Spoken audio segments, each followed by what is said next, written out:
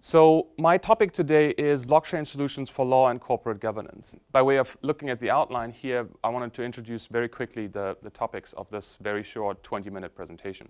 So first I'll talk about what is a blockchain, what are smart contracts, how are they associated with blockchain technology. And then I want to transition into the real issue here, which is the question as to whether the existing legal infrastructure is sufficient to address legal challenges presented by smart contracting. And then I want to transition into how can corporate governance specifically benefit from blockchain technology. So let's start out here with looking at Bitcoin. Most of us in this room who are watching this video know what Bitcoin is. Most of us have heard about it. Goldman Sachs has just announced that they're now opening a trading desk, trading and supporting clients in trading Bitcoin. Of course, there's huge market demand. Most people know about this. Most people know about the performance of Bitcoin and the possible economic benefits. Now, to me, and you see it right here, that's just the tip of the iceberg. I really want to talk about what the underlying technology, so Satoshi Nakamoto's paper in 2007 enabled. Yeah, so the underlying technology for Bitcoin is really all the applications are below the waterline. Yeah, so we're talking about smart property, smart contracts, voting solutions, identity, crowdfunding, Internet of Things. The applications, I would argue, are near limitless because the technology is Turing complete, meaning any business logic that is mathematically calculable can be imputed into the blockchain. Yeah? It's a Turing complete solution. So the use cases, if you look at Ethereum transactions, they are near exponential. Yeah? So if we look at how many transactions in Ethereum are being executed. Let me move on. What is a blockchain? Very, very basic way to think about this is to think of it as literally a ledger or a book. And each page of a book is imprinted by way of a fingerprint onto the next book. So yeah, let's say this is the book with all the content. The previous block gets imprinted by way of hash technology into the next one. So each one is based on the next one, but each one adds like a page, new content. Yeah, it's one way to think of it, simplified way of thinking about this. Now, how important is blockchain technology? I would suggest that we can compare it with inventions that are very significant for humanity. If we're looking at in 10 years back to this, I think we'll get a sense of the real comparison. Some people are saying it's as important as inventing electricity, the first flight, first personal computer, the internet age. So let me expound on the idea of blockchain technology introducing the next internet age. So one way to look at this is to compare what the internet years have given us and what blockchain may be adding to this. Yeah, so in the internet years, 1994 following, we've seen self-publishing, personal communication increasing, e-commerce, of course, the biggest item here in the context of internet productivity increasing, and social interactions. Now, at the same time, if you look at 2015 and forward, what is the blockchain promise that adds on to what we've seen during the internet years? And I think we can focus on really two things. One is decentralization of trust and value flow without intermediaries. Yeah, so disintermediation. And many industries are now embracing the technology because especially finance, supply chain, healthcare, music industry, royalties optimization, and so forth, because they see that the cost savings and the efficiencies involved in the technology are substantial. Now, have we solved all the problems? Absolutely not. Is it scalable? Absolutely not. But there are solutions being built right now that are efficient and are addressing those needs. So proof of stake, I believe, my co-authors and I believe that this can be handled pretty quickly, pretty soon, and we think we have one solution that can help address the issues and then make the technology scalable. So let me just give you a sense of the significance of 2016, 2017 tech trends. So we have the Internet of Things, as I mentioned, augmented virtual reality, social impact, autonomic platforms, and industrialized analytics. Now, arguably, all of those can be encapsulated and encumbered, if you want, by blockchain technology. It's Turing complete. All the applications that are being used can be tied in with blockchain technology. Now, let's look at what the industries are spending right now. So there are different estimates, but one comparison that suggests that we are right now already way ahead in terms of investments in blockchain technology if we compare the investments with the early years of the internet technology. Some estimates say we are already at 7 times.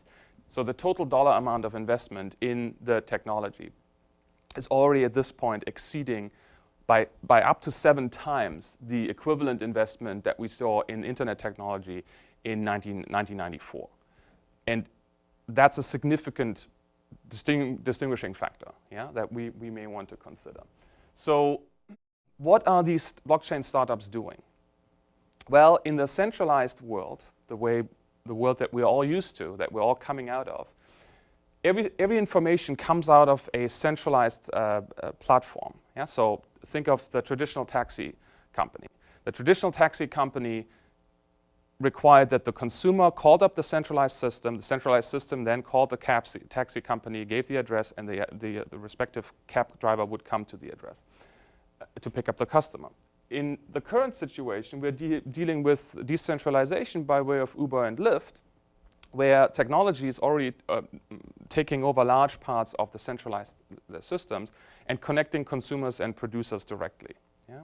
So in this case, we all know how that works. Uber and Lyft, you call the respective driver in the sharing economy through technology.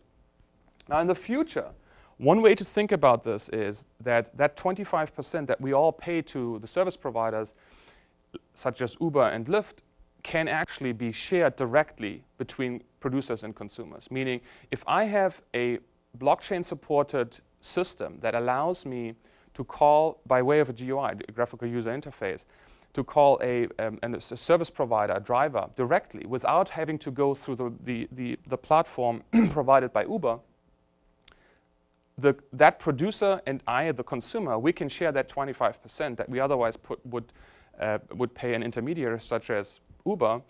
We can share that directly. So that creates efficiencies that we haven't previously seen in the economy. And there's some companies, such as SweetBridge, in the supply chain context, Bancor, various others, that are already realizing that 25%, you can build a whole economy on that 25%. Yeah? And so in the supply chain, we see the same thing, where 25% of all assets in the supply chain, the worldwide supply chain assets, are already frozen because we can't mobilize it because our technologies are so suboptimal that we need to freeze it. There are time delays. Yeah? So the time delays don't allow the direct application of those assets. And so if we use technology such as blockchain, we can free those assets around the world. And that's one way to think about what decentralized blockchain startups may facilitate in the sharing economy, facilitated by blockchain technology in the future. So just to give you a sense, here are some of the big applications in financial services. Now, this market is almost already saturated, financial services. So there's, I think, a complete agreement now. Over 90% of executives say, yes, settlement will be on the blockchain. We have some of the worldwide biggest players in FX, in Citadel, buying settlement startups, blockchain settlement startups, to handle those issues intra-Citadel. So this market, very, very saturated. Other markets are now coming. So one study is saying that, this is OECD and Credit Suisse, that on the high end, they use the word blockchainable, and I started using this 2 years ago, and I use it almost every day. How blockchainable is a given industry? We can now look at these estimates, and this is OECD, that looks at various industries. So we have infrastructure, financial services, real estate, administrative, public admin, and so forth, all listed here by country. Yeah? And they're estimating that, for instance, finance is up to, on the high end, up to 100% blockchainable. Yeah? So let me transition quickly into smart contracts. So what is a smart contract? Typically, at a very basic perspective on this, would be to say that we're talking about an agreement between parties posted to the blockchain for automated, self-regulating execution. There are various examples that we can go through, and I want to just compare quickly traditional contracts and the key characteristics of traditional contracts with smart contracts. So let's start out with the very basics. So how long does a typical smart contract take? Well, we're talking about 1 to 3 days. Contrast that with a smart contract where everything is pre-coded, if you want. So the code takes care of all those negotiations up front. It's automated. We're talking about minutes. Compare manual remittance in the traditional contracts with automatic remittance. Escrow necessity. In the smart contract, escrows may not be necessary. Some startups are now still using escrow systems in blockchain technology. We can actually already go beyond that. Yeah? And so there are various systems that already allow us to go above and beyond escrow to assure parties on outcomes. Next one, how expensive is contracting? We're talking about transaction cost. If you look at estimates of the economy on transaction cost and how much the economy has to deal with transaction costs to facilitate trade between parties. If we take that and use blockchain technology to lower the transaction cost, we are able to mobilize new assets in a new economy that are previously unprecedented. Yeah? So we're dealing with a fraction of the cost with smart contracting. Next one is physical presence is just simply not needed. And lastly, of course, and this is my own profession, I'm trained as an economist, PhD economist, and a lawyer, working in New York and London before. The role of lawyers is changing substantially. Now, the slide here says lawyers may not be necessary. Now, I think the role of lawyers will change substantially in this new economy, blockchain-driven economy, if you want. But the role of the lawyer will transition. So many people here in the room at FinTank are lawyers. And I think one of the reasons why you are here is because you realize that the role of the lawyer is changing, given the prevalence of the industry.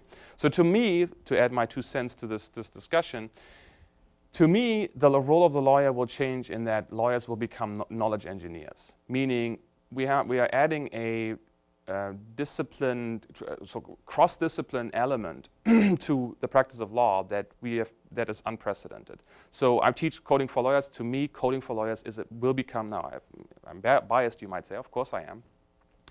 But to me, blockchain technology and what we see in the economy happening right now, over time will more and more facilitate and necessitate legal teams that have cross-industry competences, and that includes also hard skills such as coding ability. Yeah? Okay, so let's look at just for a sec where we are right now in terms of what smart contracts facilitate. So we can look at this from digital value exchange to smart rights and obligations, basic smart contracting, multi-party smart contracts, to full distributed networks. We're currently talking about distributed autonomous business units and distributed autonomous organizations. So when I teach corporations, for instance, I teach regular corporations in law school, I always add this, the very idea of smart contracts facilitating distributed autonomous business units and distributed autonomous organizations. Yeah? Okay, so let me transition into this idea of blockchain improvements for regulation. So to really understand why blockchain solutions are optimizing existing systems and why blockchain technology also at the same time creates legal friction, I would like to compare a typical internet transaction and core characteristics of a typical internet transaction with a crypto transaction. So let me start out with knowledge of the counterparties. In the internet transaction, all the internet really did is it added a new communication tool. that optimized existing centralized systems. That's all it did. Now, there were virtual storages and so forth. Of course, you might say that, but at the core, it created efficiencies for purposes of centralized commerce. Yeah?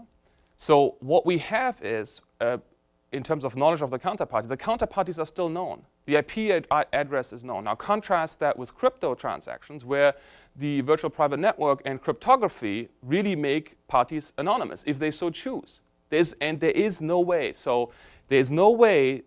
MasterCard is experimenting with some tracing technology with using AI, but there really is currently no way to trace an anonymous transaction on the blockchain fully. Yeah, so there's a little bit of caveat there, but full traceability we don't have. So contrast crypto versus internet transaction, the parties are simply not known. You don't know who you're transacting with. Second, payment details. In the internet transactions, credit card details are provided, you can trace everything. And you can sue people in existing court systems if something goes wrong in a given transaction. In the crypto transaction, the payment details are unknown. You have cryptocurrencies that are used and that are typically untraceable. Again, MasterCard is experimenting with some AI systems to experiment with traceability issues, but currently we don't have that. Now, what does that mean for the traditional legal environment? Well, in the internet transaction, we can use traditional tools, traditional legal tools, that is. For instance, we can say that a given transaction on the internet involves in personam jurisdiction, because somewhere in the world that person actually transacted this by way of the internet in a computer.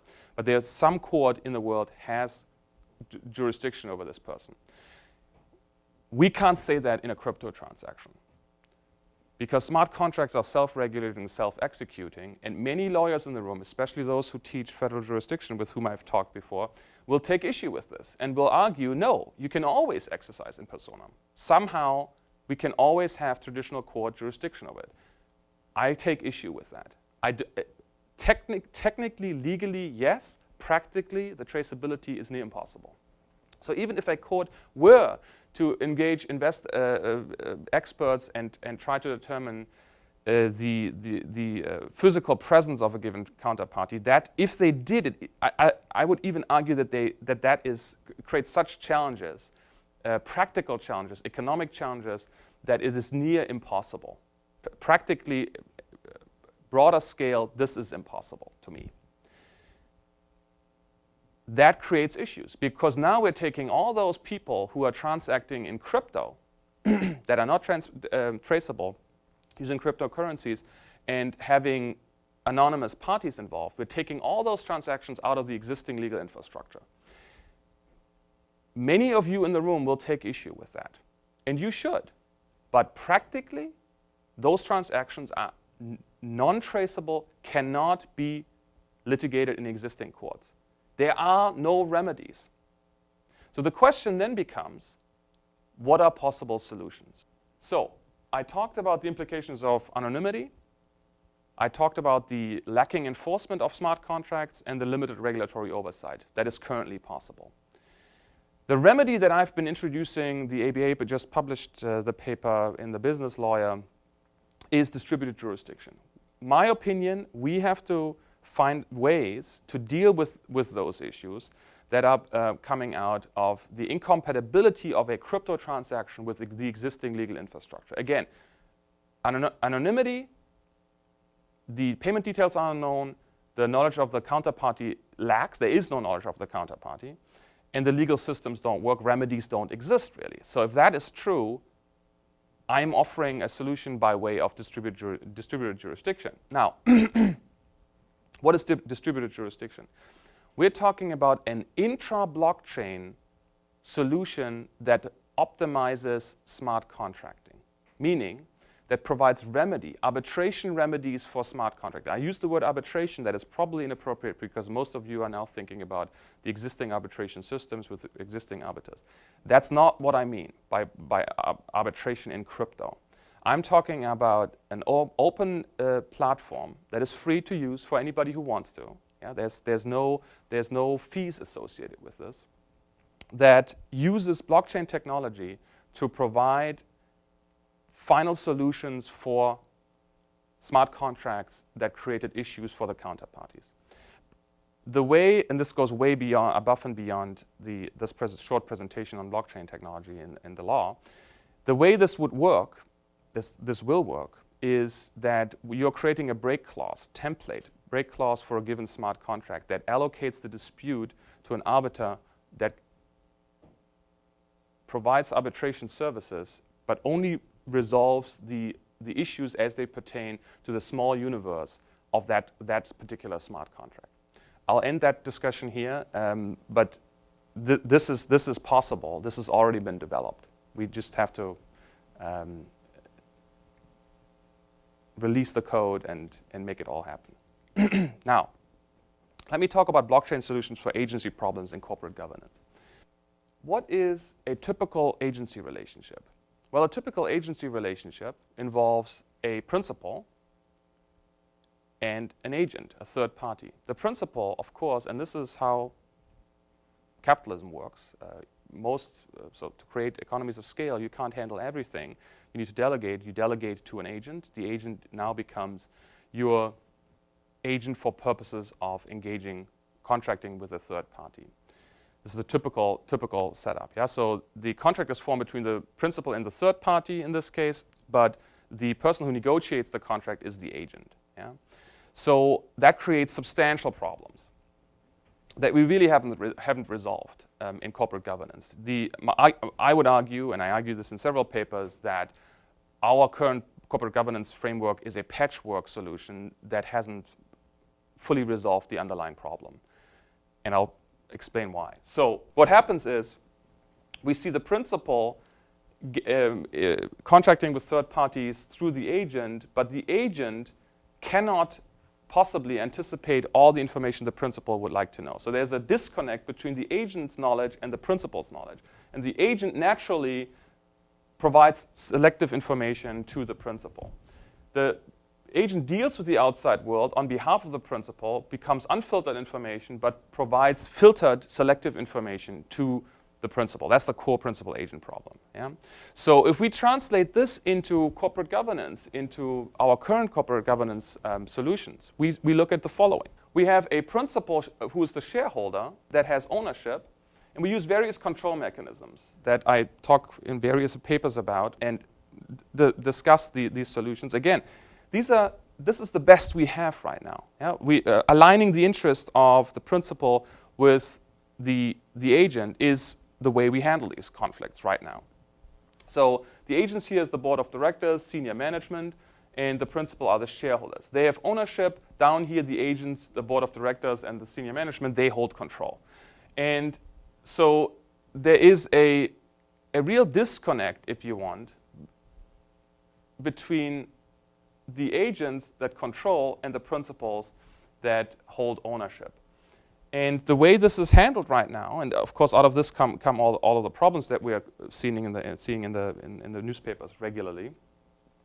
The way this is handled right now is that we use supervisory functions, fiduciary obligations, incentive alignments, and so forth to address this core problem. Now, arguably, these incentives alignments, the existing regulatory infrastructure is only a patchwork that tries to control this issue. Yeah? So the amounts of conflicts that we still see coming out of this debate and this disconnect between ownership and control are quite substantial. So how can blockchain improve it? One way to think about this is that blockchain can create trust and agency relationships. So the technology can replace the supervisory functions that the law otherwise institutes. So what does blockchain technology do? So trust and agency relationship. Blockchain transactions now help create transactional guarantees that create trust between principal and agent. We are providing a more secure environment than most legacy systems, and we're reducing substantially transaction costs while increasing in the public blockchain transparency. Now, using blockchain technology, there is no need for the principal to institute oversight and monitoring with the associated agency cost, because the technology uses the supervisory functions that otherwise are costly and replaces it. Yeah? It is a supervisory function. You trust in the technology, in the efficient allocation of resources through technology, and you can, once that technology is instituted, and we can already see applications of this. For instance, lending robot series. Yeah, if you're trading loans, all the legal cost involved in trading loans can be replaced by simply using a private chain that fulfills the functions that we otherwise would do by way of legal implementation, paper copy legal execution of legal arrangements. You can all compute all those legal arrangements into a blockchain, and the blockchain auto-transacts all of those transactions. Yeah? So we see multiple applications of this already. So the technology takes over the trust function that we otherwise don't have between principal and agent, and the technology creates trust that we previously had to create or tried to create by way of incentive alignment or through regulation, yeah? And supervision, that is. Now, it is also substantively faster, and we can create more security by way of instituting blockchain technology. Let me end, and I know I'm running out of time, let me end by talking about lowering of agency cost. If we have an error-free and zero transaction cost environment, we are automatically reducing agency costs. So the agency costs are the cost of supervising your agent, yeah, by way of control mechanisms, supervision, spending time, spending resources, monitoring functions, and so forth. Yeah? Now, we can substantially reduce agency costs by way of the technology, and the technology simply does not require the layers of control and verification. Blockchain technology now can facilitate the removal of agents, arguably, as intermediaries in corporate governance through code, peer-to-peer connectivity, crowds, and collaboration. Now, the last point, we're not there yet. Yeah? And by the way, I want to end with this note. All of the things that I'm mentioning are currently being worked on. They're not final solutions. We don't have a complete setup that would replace legacy solutions in this. But what we do have is a very promising and actionable technology that can create solutions in a context that we in centralized systems have not been able to provide. I want to thank you for your attention, for watching this. And if you would like to find out more, I want to encourage you to contact me on social media. And please feel free to email me with any questions. I'm happy to answer as much as I can. Thank you very much.